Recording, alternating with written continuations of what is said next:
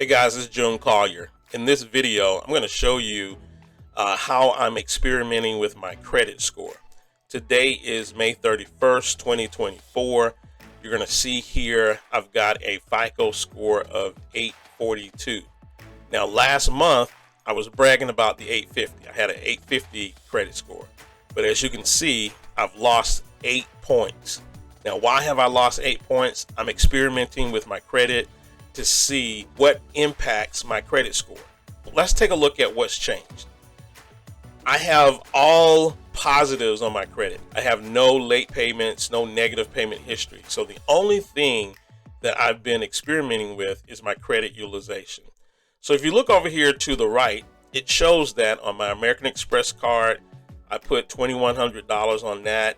I put $20 on my Capital One card, $1,100 on my Citi card, and about $450 on my Navy Federal Credit Union card. So these are the increases to my debt on my revolving credit. So what does that mean? Well, my credit utilization increased by 5%. So when I had an 850 credit score, I had 1%. I had a 1% credit utilization at an 850.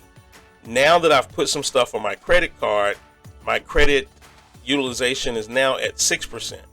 So to go from 1% credit utilization to 6% credit utilization, that cost me 8 points.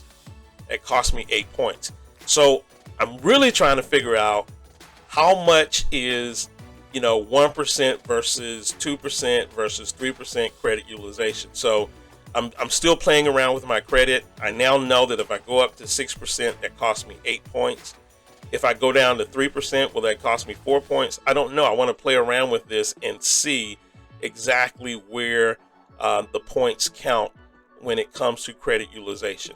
But this is why I tell you it is very, very important that you maintain a low credit balance on your revolving accounts, because credit utilization is almost as impactful as payment history. So this is Collier. Hope you're having a great day. We'll talk with you soon.